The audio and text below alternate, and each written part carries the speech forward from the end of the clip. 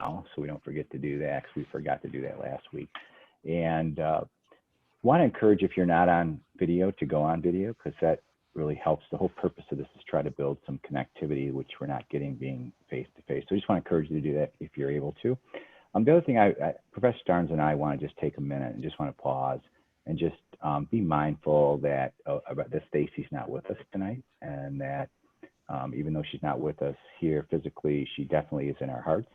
And just on behalf of the university and the faculty, we want to make space for her, and she's definitely in our thoughts. And I know many of you are praying for her family and have been involved with her more closely than we have been. So we just want to just take some make some space for her in our time together tonight. So basically, just to give you folks sort of how we'll move through the materials tonight, we'll look at Professor Starnes is going to give us just an overview, some comments on where we're at. I'll make some comments on what we're getting into with modules 9 through 12. I can't believe we're already, moving into 3/4 of the way through the course. And then we'll also get an overview of the final project, which I'm sure you guys are anxious to hear about. And I know that Professor Starnes will present it to you guys in such a way that you guys will be, wow, this is going to be great. No problems. You guys will be able to knock it out of the park. And then we're going to go and break into our groups again. And I haven't done that in a month, and so I've been practicing. And hopefully, when that happens, like the Zoom call won't blow up, and everybody will go right where they're supposed to go. But if we don't, I'm going to ask you guys to make some space for me if I screw up. So we had put in the instructions is that we'd like to hopefully talk about some things beyond COVID. And because the world is moving along, and so there's a lot going on in healthcare, especially with legal implications and aspects. So with that, I'm going to turn it over to you, Kate, and give the mic to you. Sure, absolutely. Good to see everyone. To Dr. Marion's point, it is so nice to see everyone's faces. It has been, at least for me, for many of you, I still haven't met in person. A feeling of disconnect some and not being able to see you all. So I really do value this time together and appreciate everyone making the effort to be here and participate. Did just want to kind of briefly go through where we stand right now. It is hard to believe that we are past the midpoint essentially of where we're going to be in this semester, and wanted to just kind of overall give some feedback. I've been extremely impressed with the writing assignments along with the discussion post. We're halfway through those now, and there's still 2 writing assignments and 2 discussion posts left. We will be opening the next 4 modules let's see, that's going to be 9, 10, 11, and 12. So those will be open for you starting Monday morning. We'll open those in blocks of 4. And we'll be moving into really a different structure. A lot of focus in the first module over medical staff, the organization, specific to nursing as well. I think that's a very key component when we talk about laws within the health system, and nursing is such a critical piece there. We'll also look at different hospital departments along with different allied health services. Many of this will definitely be familiar to most of you, but we'll go into some of the more details about it. And then also looking at employment law as it relates to management. So I think that will be a critical piece for many of you. Many laws surrounding employment and how we manage employees and navigate that through our HR system. And as with anything, I always say too, this course is meant to give you a foundational framework for many of this, but it's so much of just knowing who to speak to within your respective organizations. So look forward to moving into these next 4 sections. And if there are any questions, please let me know, but otherwise we'll keep going. Great, thanks, Kate. Yeah, I think a couple of comments on the next set of modules. One of the things that you want to keep in mind is, the textbook is very hospital focused in terms of the next section. And many of you folks, you don't work in hospitals. You may work in support areas, or not really in the acute care setting where there's pharmacy and there's labs and there's those types of different roles. And so, especially if you're in the payer space, for those of you who work for HCSC, but keep in mind that there are still incredible legal implications for what you do, even within a health plan. And if you're a nurse in the health plan, there's a lot of considerations. We had a lot of work that had to be done to make sure that the nurses who work in case management, utilization management, disease management, that they were all licensed across every state where a member was living. And so for a big national plan that's got members in 50 states, the clinicians at HCSC need to be licensed in every single state. And there's practice guidelines around utilization management. Oklahoma, one area in particular, they have a lot of requirements around utilization management that are different than other markets. And so just keep that in mind. It's not just focusing on hospitals. It's really focusing on wherever you're at within the healthcare space. And the other piece that I think is important, especially for the HCSC folks, is that HCSC, a lot of employees don't know this, but we have a bargaining unit within the Chicago location. And so any employees in Chicago are underneath a sort of the auspices of the legal agreements that are with the union in Illinois. And so certain classifications of jobs within a certain mile radius of the Randolph location are underneath a union agreement. And that union population has been decreasing over time compared to the non-union population. But bargaining with the union over employee benefits and all of that is really an important part of HCSC, and it really influences in many ways the culture. And so just keep that in mind also as you're looking at that information on labor unions and negotiations, et cetera. And so we'll look forward to getting into those modules as we move forward. So Kate, do you want to tell us about the project that is going to be kicking off? Yes, absolutely. And I don't know if we can pull up the actual document to walk through. Let me try and do that. And when you say which one what would you like? The one that is the HPIM 6370 final project. Right in the module. Which number? 8. 8. Oh, right. Oh, right out of the. I'm sorry. Okay. Study. Final project overview.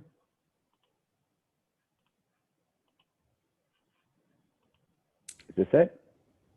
Perfect. Yes, that's it right there. So hopefully many of you have had the opportunity to look through this, but really what we're wanting to do is for your final project of the course, which is worth 40% of your grade, you are going to present over one healthcare topic, and we've given you a list of 12 for you to select, and hopefully this is a comprehensive enough list that it provides you with something that's piqued your interest throughout the course or something that you would like to delve into a little more, learn a little bit more about. So please take a look at those 12 healthcare topics down at the bottom, and this will be an opportunity again for you to select one of those.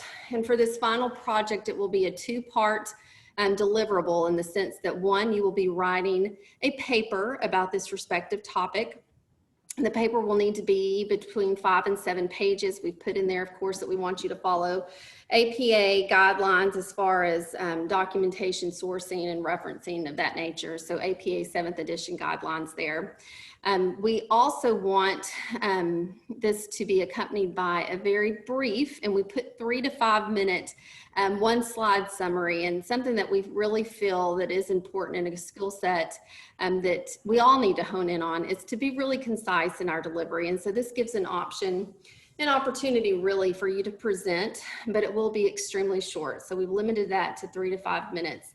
And in my experience, so many times people feel like that's quite an extensive amount of time, but when you get started, it goes by really quickly. So one thing I would definitely advise for you all is as you are preparing to make sure that you time yourself, because we are going to be pretty strict on the 3 to 5 minutes and want to make sure that you keep it into that allotted time frame. So below we've kind of outlined essentially what we're looking for in regard to the paper as far as structure goes. You will have, 70%, 70 points of the total grade will come from your paper. And then the other piece, the 30 points will come from your presentation. So this gives you just a general overview about really what we want and what we're looking for within the paper, and then in the presentation as well. So this is an individual project that you will, if you haven't already signed up for the time slot in which you'd like to present, you will need to submit your paper December 11th by 5 p.m. That is the target date there. And then we will have the 2 weeks for you all to present. You will have the 3 to 5 minutes for your executive summary, so to speak, and then we will allow a couple of minutes for questions. And realizing that we have a large group in this class too, we'll try to be a little more strategic in how we allow questions for that. So in a nutshell, that is your final project. It's, let's see, October 15th today, so hopefully that gives you enough time to really work on this, and I'm sure many of you have perused it already. But hopefully this will be a beneficial, meaningful assignment for you. And as always, throughout the development and preparation, we are available for questions. So any questions specifically regarding your final project? I have a question, please. This is Shalini. Yes. I have not been able to choose the topic. Am I too late, or can I still choose and let you know which one I am interested in? Yes. Okay, it's a midterm week, so everything is like flying by in preparation, and so I just totally forgot about choosing. No problem at all. And again, the hope is that we're doing this early enough so that you have the time to prepare. And we do realize that this is midterm week, and you've definitely had your mind elsewhere. So again, just please use this as an opportunity to present. And I know that you'll have questions along the way. And again, we'll be ready to field those questions. Thank you so much. Absolutely. I have a quick question also. So just to clarify, so the presentation is one slide, right? It's an executive summary slide? Yes. And for the topics, so these are fairly broad, like Affordable Care Act. I mean, are we supposed to narrow that down into a specific thing? I mean, what exactly are we going for with the Absolutely. topics? So these are very broad topics. It could be that you find, we keep them broad, I think, to allow for some creativity and to allow, again, to so that you have and really can hone in on something that you're interested in. It could be that you have found a case that you've read specific to a healthcare fraud issue that you'd like to delve into and research. It could be that there's something that has been the topic of physician-assisted suicide. I think that can go in many different directions depending upon, an interest that you might have in that. It could be specific to something that we've discussed or hit on in the course. But again, yes, these are broad. I want to see you narrow those down. We kind of left it that way to allow for that to not be so restrictive. But again, too, I can understand that some of you might not feel as comfortable. And if it's something that you want to run by us, absolutely, let us know, send it to us, and we'll say that sounds great, or you might want to take this spin on it. Completely open to do that. Okay, Are we supposed to inform you which topic we're picking? No, you do not have to. Okay.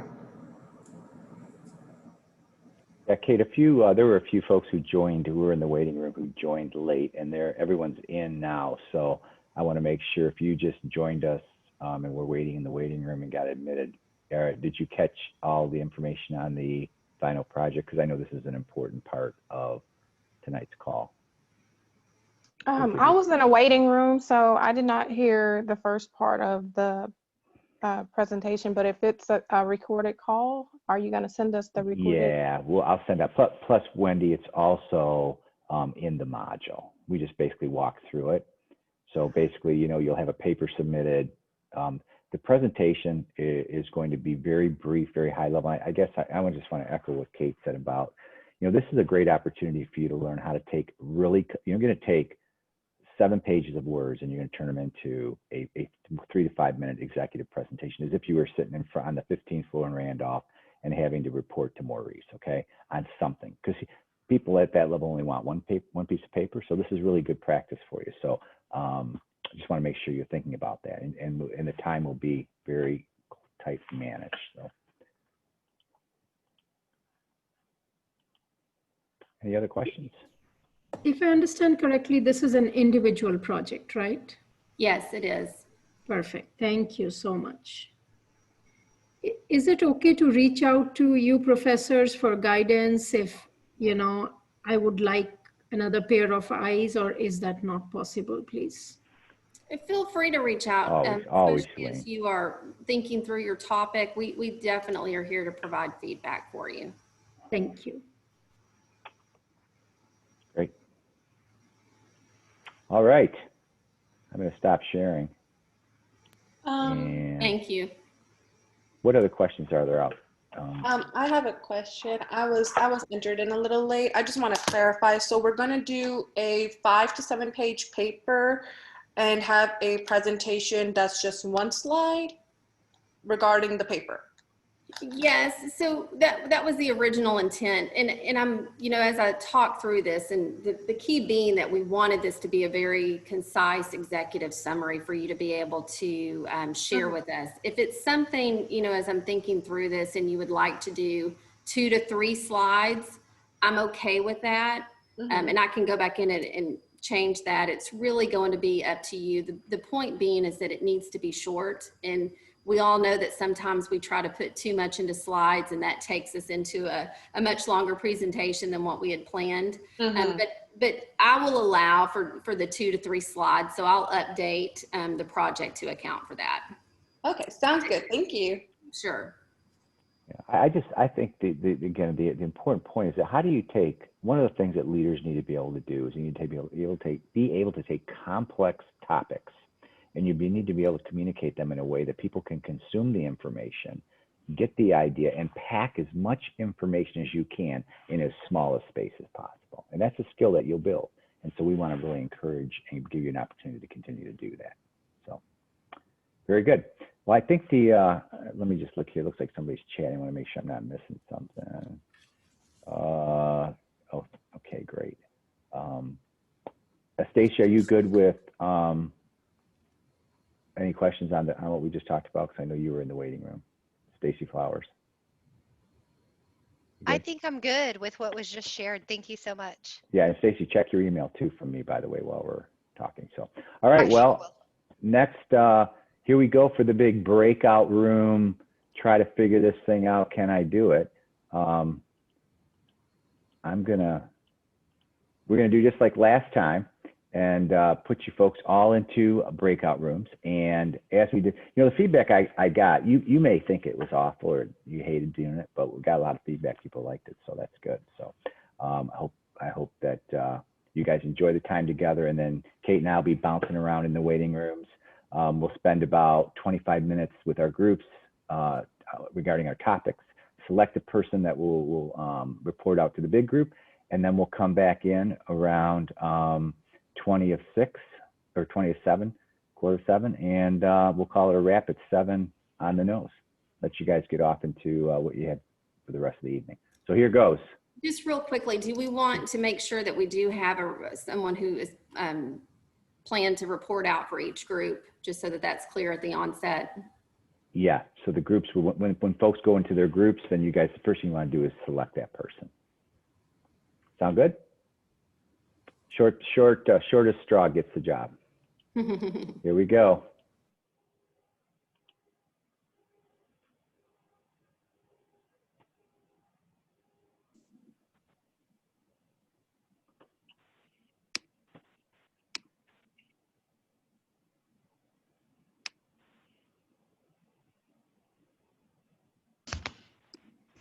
Hello. Hi. Hello. Hi there. How are y'all? Good. Good. Doing good. How are you? Good. So I think Hello. are we sharing the articles that we found? Yes, I correct. believe so.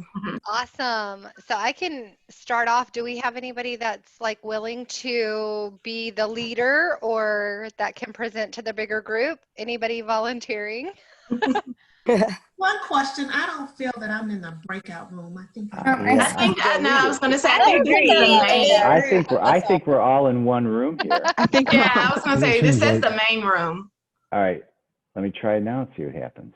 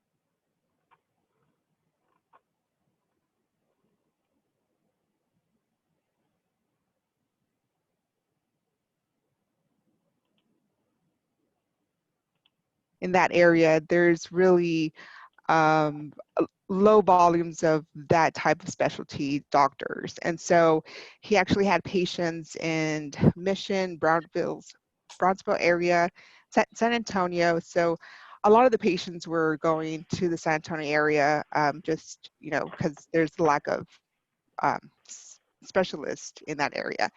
So he was actually false diagnosing his patients, and his patients were going through chemotherapies that they did not need, toxic therapies or treatments that where other doctors were actually very concerned about that as well. So I believe it was like over $325 million in the healthcare fraud scheme. And this has been going on for 18 years. 18 years. Oh, wow. That is insane. Right. And so it's just, my heart goes out because these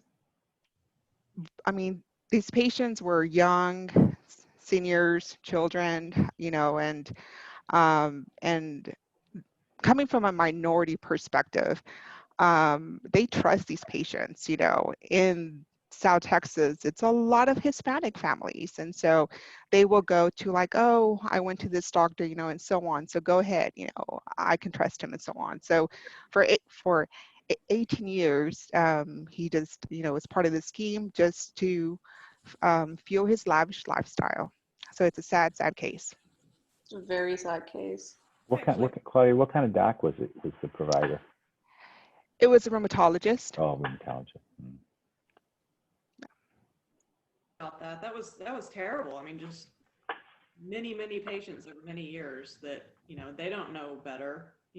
The doctor's telling them they have an illness, he's treating it. Right. Only to find out it was a false diagnosis and he's making money off it. Yeah. Lots of money. Then that's on their medical record as having had this diagnosis, and then that's, affecting them in a lot of other ways as well. That's a good point. Good point. Yeah, that's a really good point, Katie. I didn't think about that either. Yeah, didn't think about that at all. Mm-hmm.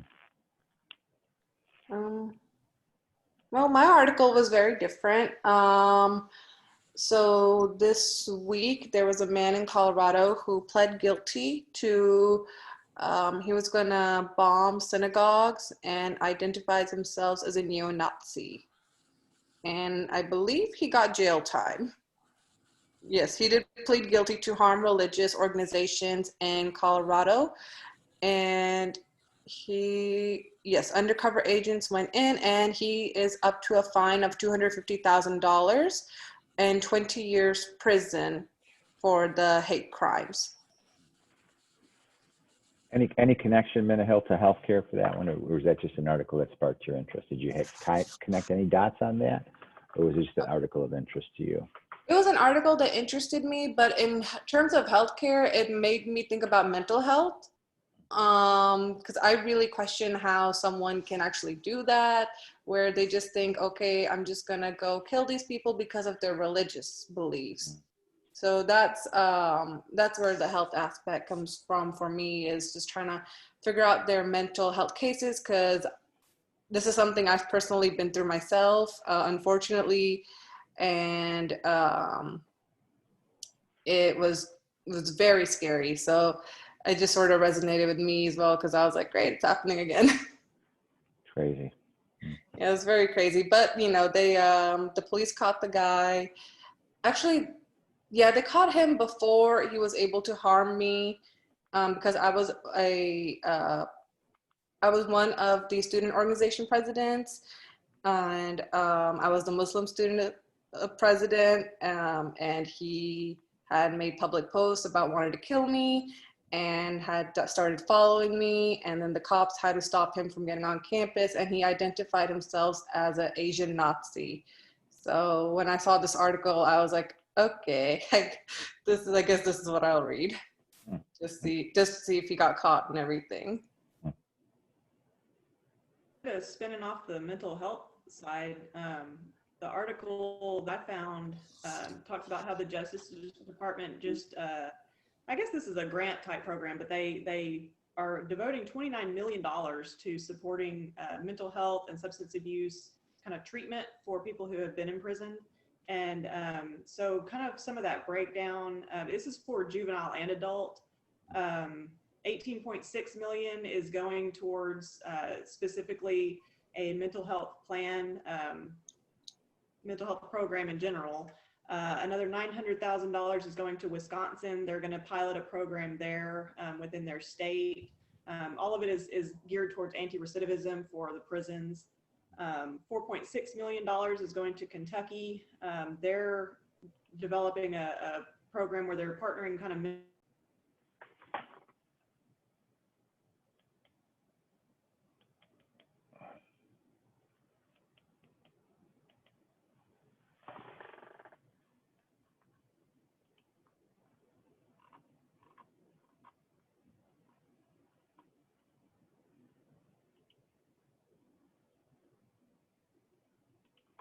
So this is just pure greed. It's not like a crime for necessity, but it was just to get extra money and to get extra traveling packs, which were, you know, trips that ranged from Europe to Hawaii that were being given to them as kickbacks. Wow. Wow. Yeah, I talked to my husband about a lot of these that I've read about, and I've always said, I don't know how these people sleep at night. I can barely sleep now. And I was like, stealing millions of dollars. I have no idea how, like, but I guess they just don't have, you know, any kind of feelings about it. And they're like, yeah, what's amazing is like you do this for like these guys, they did it for 5 years, and like, okay, at what point were you planning to stop? Were you thinking this would go on forever? I mean, you know, I mean, do it once, maybe get away with it and stop. Exactly. well, that's how they always catch Did the article say specifically how they were caught? How they were able to track down the activity there? Some of the billing was to Medicaid, and it was a random audit, and some numbers did not add up, and they just started getting them over the course of the years, and sure enough. And I think at one point they even sent not real patients, but, you know, people saying, you know, I'm sick with this, and sure enough, the practice will send them for a surgery that was not even necessary, and that's when they were ready to bust them. Yeah, yeah. Oh. No, that's interesting, and it's kind of interesting when you think about healthcare as a whole, because it affects every single person, and it's billions and billions and billions of dollars. So, from a physician standpoint that's doing this, they probably think it's just going to get lost in the mess, right? Because it's this huge industry. So that's very interesting. That was just caught up on an audit there. Yeah. Kennedy, did you say where that was? I'm sorry? Do we know where that was, where it happened? Yes, his name is Andrew Hillman, and the company he worked for was Next Health, and the hospital they were sending people to, I think it's a Forest Park Hospital. But his name is Andrew Hillman. Okay. No, What I was city? curious. Yeah, what city, Kennedy? What state? What city? Say what? I'm sorry. Where was it, Kennedy? In Dallas. Oh, in Dallas. Oh, right down, right down the street. Oh, okay. Right down the street. Oh, okay. Yes. Crazy, crazy, crazy. Yeah. And I think the fact that they were caught by just an audit, it means there's so much more going on there. So if they were not audited, and as we know, like not everybody gets audited, so they could still be doing it. I know. Right. Yeah. Well, you figure when you think about, HCSC pays, I think $200,000 a day in claims. You know what I'm saying? Or if it maybe, I forget what the numbers, but it's so huge. And even a 1% error is rounding, when it's 70 billion a year or whatever it adds up to, right? I mean, you think about just a small error like that, just a technology error that can cause dollars just to get wasted. And so how easy it is for providers. Really, it's almost, all you got to do is upcode one code. And if nobody's checking that stuff, and $20 here, $20 there, after a while, it can really get out of control. I read something one time. It was about how the auditors know you're faking is that you round your numbers a certain way and it doesn't fit into this specific number pattern. And so they can just stick you through this algorithm and then tell pretty quickly if your numbers are off. And then they can look at you more in depth. So if you're in your numbers, they're gonna know. Yeah. That's one of the big responsibilities of the plan is to manage the network, and to manage the network means to keep providers accountable. That's what the customers are expecting from, a payer, to manage all of that. So. Interesting. Good deal. Okay. I guess next up, Chad, what article did you review?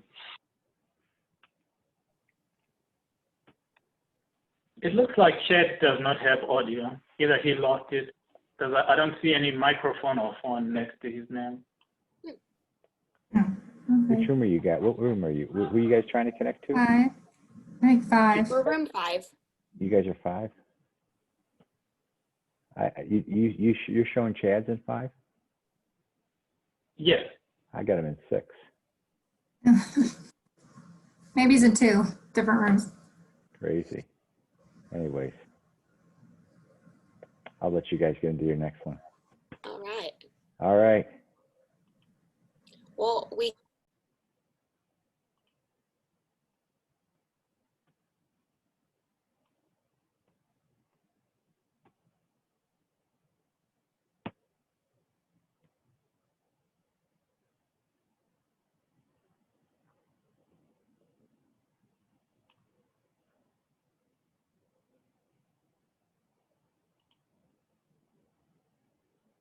right? Because Yeah, we have a large population that's aging into that elderly care spectrum. So, we're questioning what we're putting in our bodies, what we're putting in our minds, and we're young and we're able. And then when we think about those baby boomers that are aging and we have everything like dementia and things out there, who's there to advocate for them? And Definitely. yeah, that's well, definitely. yeah, because basically that's what the book says. It's sometimes an area that's a little harder to detect.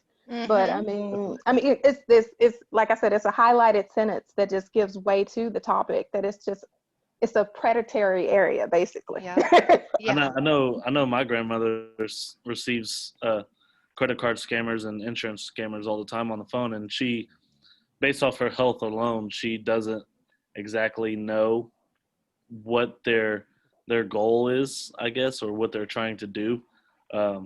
And thankfully my mom kind of filled her in. So no, I don't think it's ever fraud in general is ever going to change, because there are going to be those despicable, greedy people who, don't have any ethical or moral code to their behavior.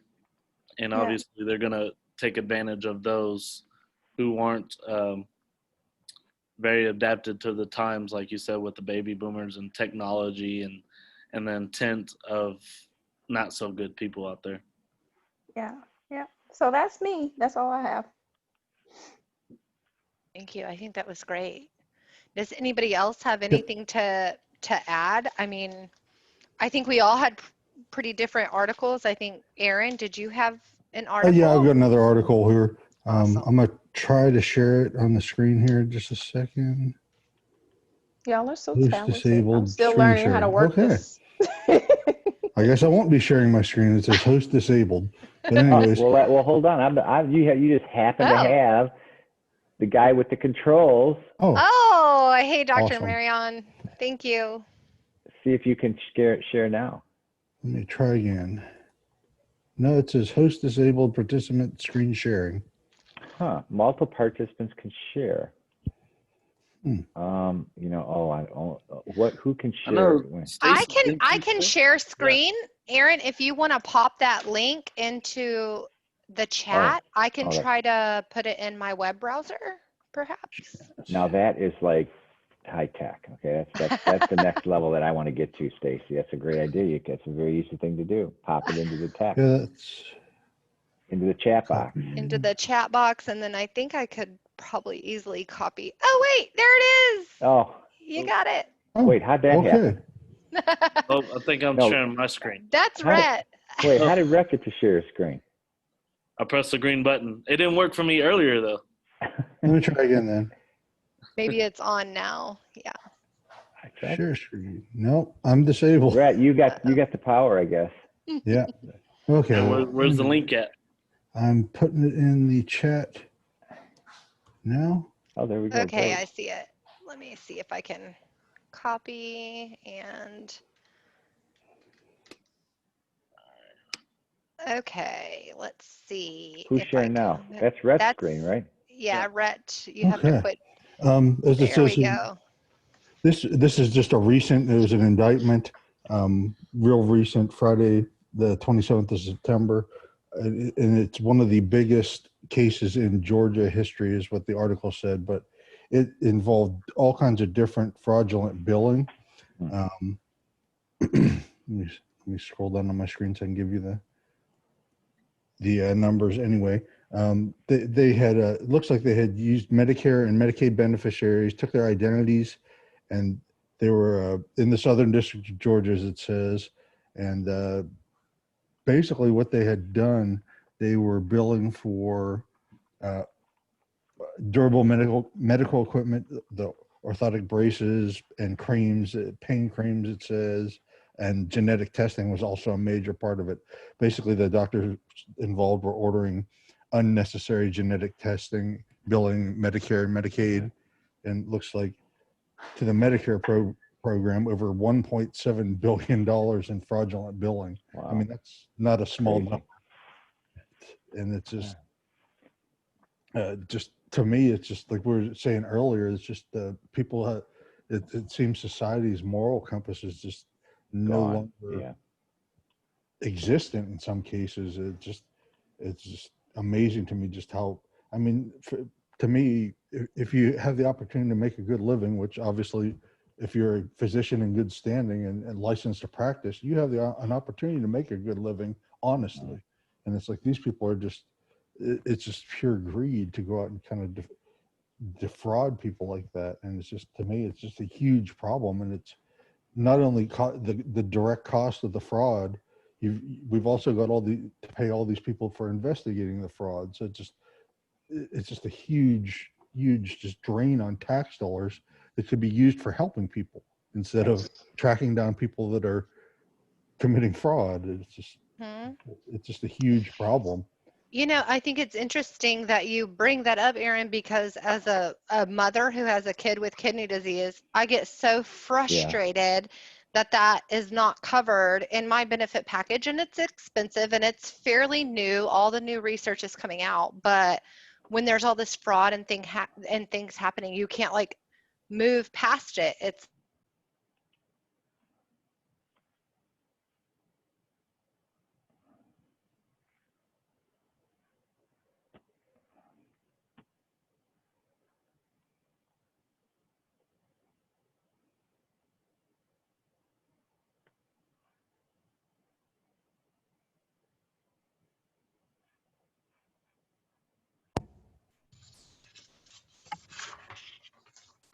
Oh, is this just our group?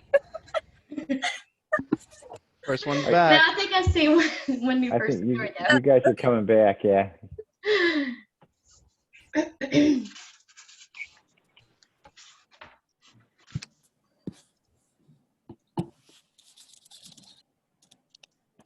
Liz, you look like you got a record studio where you're at.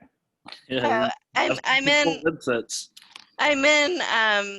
So half my office is my 8-year-old's playroom. So normally there's a Nerf arsenal on the pegboard behind me, and you'll see like about 500 Legos if I zoom the camera that way. Oh, it's just from the way the lighting is, it looks like you're like in ABC Studios.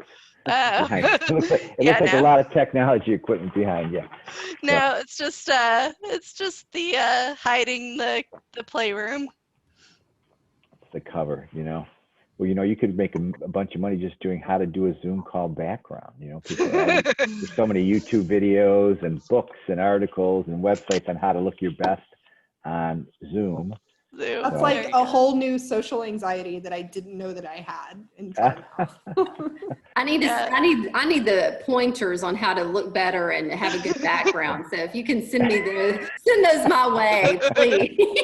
Just turn off the lights. Right. I haven't mastered any of this, and I never Zoom from home, so I always get here and think, okay, where should I go? And so I'm always trying to find something. But all the help I can get there. I love that. That's so funny. Well, I sure enjoyed my 3 groups, so I'm looking forward to hearing the report outs. And I think if it's okay, we'll go ahead and let's start with group 1. I believe that was Melissa as our report lead there. Thank you. We had lots of good conversation and many interesting findings. And I think for our group, what was most earth-shattering for us is how easy it was for the small amount of us to find so many articles related to healthcare fraud and the dollars that go into healthcare fraud in the short period of time that we spent researching. But the article that I'm going to talk about, Pamela brought to our group, and the article was dated October 9th of 2020, and it was based on a Houston anesthesiologist who is now spending 84 months in prison and paying a $5 million fine for fraudulent billing. He was bringing patients into his office and having his clinicians write opioid prescriptions and doing unnecessary lab tests on his patients. And the case got reported was picked up by Medicare and the Department of Justice for he and all his staff doing things that they weren't supposed to do. So he is now in prison. So we were also talking about how a lot of these criminals are not very smart and they all get caught Taking advantage. because they get too greedy. Yeah. That is a good point. You can look back and see kind of the progression on many of them and just the years that it took, to really kind of be discovered, so to speak. But, to your point, it does look like many times that just not the best decisions and, going for more than you would think to kind of pass under the bar, but. Yeah, exactly. And I can recall another case of another anesthesiologist in the Dallas market, Dr. Toussaint, I remember his name, who, when he was arrested at his home, had a jet and a Lamborghini and some other wonderful toys in his garage. Also an anesthesiologist billing time-based anesthesia way more units than he was actually providing to patients. Goodness. All right. Well, thanks, Melissa. Great report out for the group. We'll go to group 2, and I believe that was Liz. Yep. The lead for group 2. So group 2, we are going to add on to what Melissa talked about, because we did, as we call them, talk about the same scumbag doctor in Houston. What we really found, like Melissa indicated, he was luring really vulnerable patients and giving them opioids and then convincing them to have unnecessary procedures and tests. And not only did he convince them to have these tests and procedures that they didn't need, but they were also performed by unqualified clinicians. So he was pretty slimy. And we talked a lot about how this really amplifies health disparities, just because the type of vulnerable people that he was probably able to subject to these unnecessary extraneous tests and procedures didn't have necessarily like even really educated, consumer savvy people have a lot of knowledge about what tests and procedures they should have. And we also talked a little bit about how language barriers could have played into that vulnerability that he preyed on as well. And we also learned that he is not a this is not his first rodeo.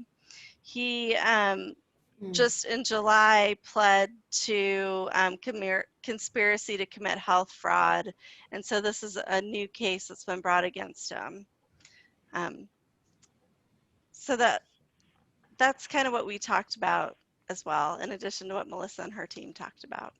No, that's great. And really good insights, I think, that you brought in, talking about the vulnerability of the patients in that scenario too, and how you do see that quite a bit as far as preying on patients. And, again, people not asking the why or thinking to do anything and just putting all their trust into healthcare professionals, which I think we see every day. Yeah. Especially when you drug your patients, they're even more likely to say, yes, please give me that test. It's kind of it's kind of what I heard you say. One thing that was made sense to me, Liz, is just how important this whole idea around health literacy is. Yeah. And regardless of what space you're in, whether you're talking to a patient, or talking to a member, whoever, how do you make sure that you're giving them messages? Because that was the gap here with this doc, right? He didn't need to communicate with these people because they didn't understand, whether it was language or just knowledge base, right? So, how all of us in different healthcare settings, how are we making sure that we're doing the best that we can to ensure that the people we're communicating with, hear the message and get it, so they can be empowered in their own healthcare management, Yeah. So. And he was impairing them, so he was further limiting their ability to understand. Yeah. So I thought that was a really particularly nefarious aspect of his fraud. Very, very good summation there. Let's see, group 3, that's you, Salisa. Yes? Yes. So my group really encompassed like fraud in general. We did have some healthcare fraud. So one of the largest healthcare frauds and opioid enforced actions in the Department of Justice history. So there were 345 defendants. So a big case. Essentially, it was false and fraudulent claims to federal healthcare programs and private insurers, including using telemedicine as a form of fraud. They were using sober homes or treatment facilities to commit fraud.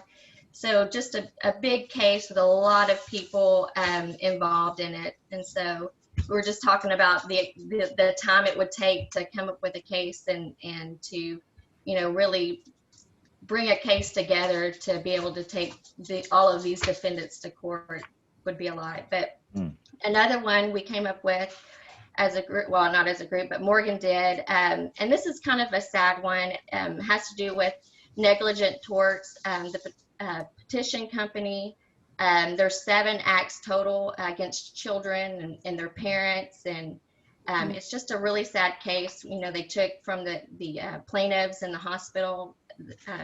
The CEO pled guilty.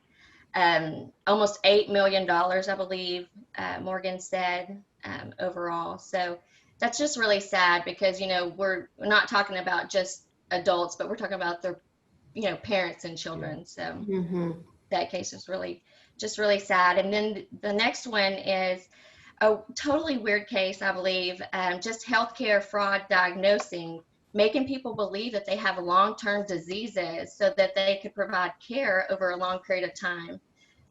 So that's just sad that somebody could do that, diagnose people with these they think they have something so major and so long-term that they'll commit to care for a long period of time. And just the amount of time it would take to kind of catch somebody doing that.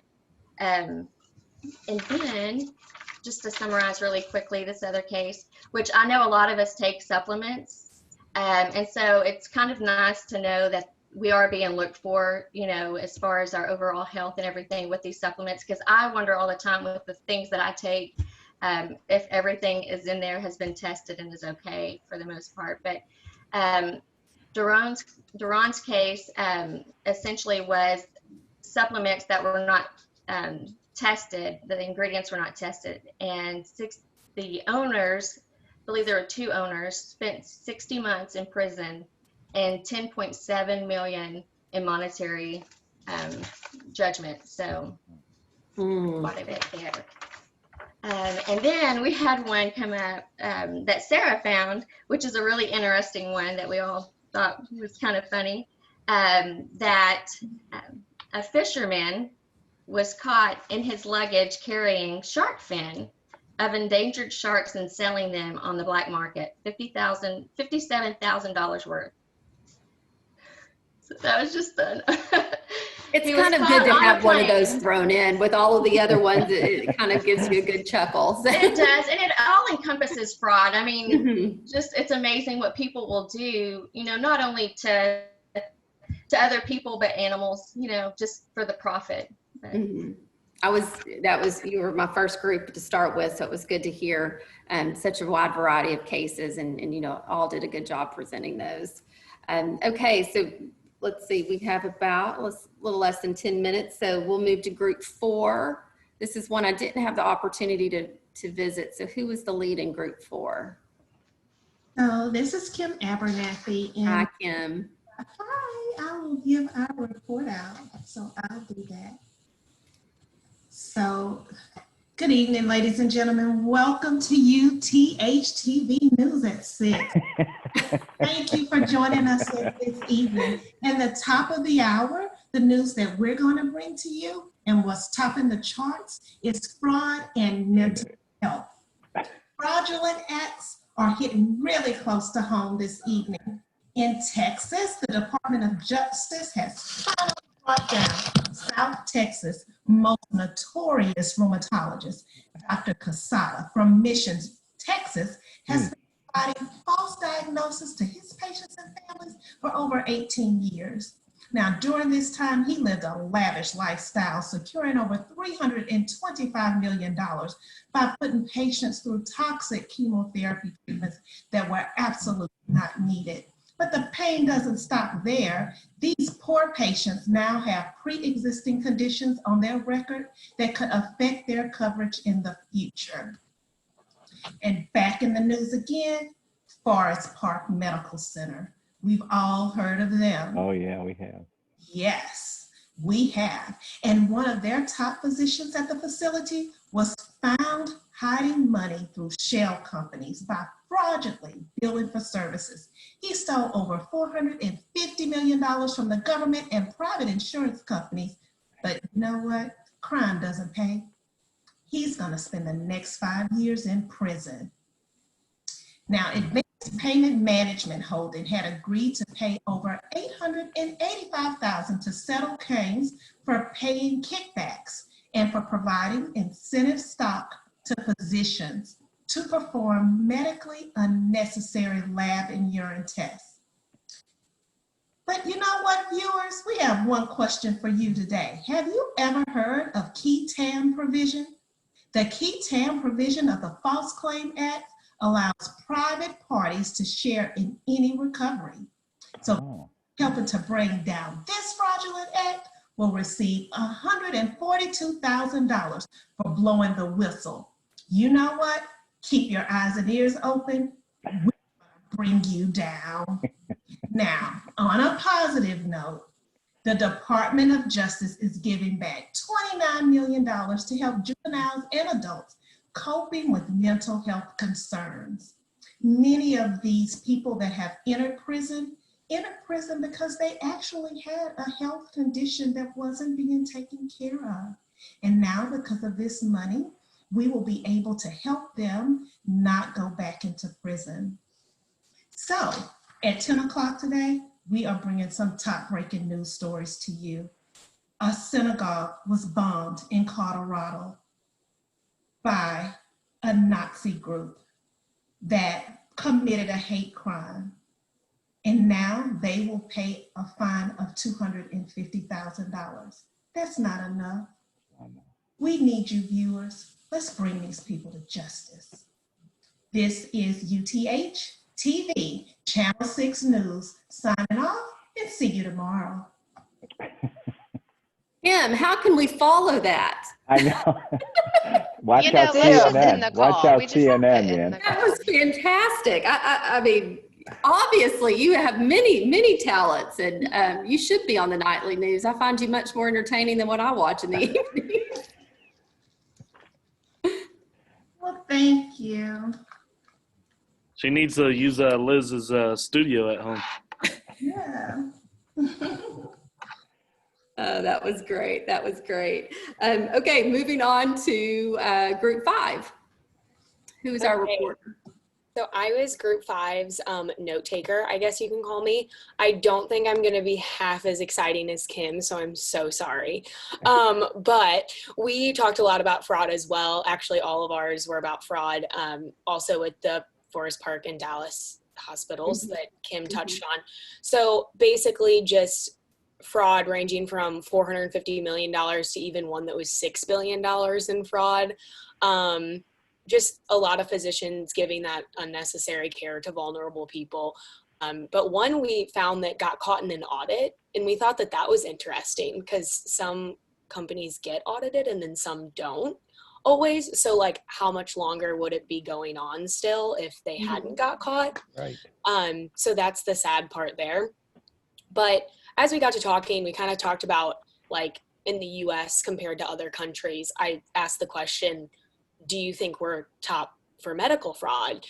Because I'm sure we are. And then we kind of just started talking about our complex system and basically like how compared to other countries, there's more of a standard cost to care. And here everything is line itemed. So it becomes so complicated that patients get those EOBs and they don't even know what it's for. So they don't even know how to propose a question. And then all of us, we found out work at HCSC, and then we got to talking about how we work at a health insurance company and we still don't know how to read our EOBs, which is kind of a joke, but sometimes kind of not. So that's kind of how we ended our discussion. That's great. And, you know, to the point in what we were talking about earlier, healthcare is so complicated in so many ways. And, you know, I always think of just the standard application for Medicaid and how I've looked at that before and think, oh my goodness, this would take me a long time to read through and understand. And yet that's our standard application for Medicaid. And so I just think, you know, that literacy piece of it and just really working to ensure that we do communicate in all aspects better, I think is so important. So thank you to Group 5 for sharing. And then our last group is 6. Who is our lead for Group 6? Well, I'm going to assume that was us. This is Stacy Flowers. Yeah, I that's you, apologize. My camera's not working tonight, so I think Our group is along the same pages with everybody else. All of our articles had to do with fraud. They were all a lot different. Mine was actually the Forest Park Medical Center scam. I've been following this for quite a while because I was actually referred to that location about 12 years ago to have services done. And so I just kind of kept an eye on it, and it's all coming to fruition. A lot of ours had to do with Stark and anti-kickback and antitrust laws. I think Rhett brought about one where we have a hospital that was having improper payments for referrals similar to the Forest Park Medical Center. And the U.S. government actually got involved with it. We had Christina with a case out of Wisconsin with a nonprofit, which was a bit different. I hadn't seen this. They hired visually impaired workers, and they kind of made it seem like this was to match competitive advantages, and we want to make sure everybody can work and earn a living. And they received products and goods from China and I guess passed it off that their workers were creating these goods and services when in fact they weren't. So they were exploiting their workers, and the funding was like 400 million that they were defrauding. Allison brought one that I think another group had one similar. It was a diet supplement company, and they were actually bringing in synthetic ingredients from China for their supplements and marketing it as, you know, a holistic product and defunding their consumers. And of course, we know they're in prison at this particular point. So there we go. And then Wendy and Aaron kind of brought two different cases, but they were similar. And for me, it was the biggest takeaway, and anybody can chime in, but you know, we were talking about fraud and abuse when it comes to our elderly population and our baby boomers, and how we have a big population right now that's going to be aging into care, needing assistance with care, and how they're being taken advantage of with Medicare and Medicaid services, taking their identities, ordering medical equipment and genetic testing when it's not needed.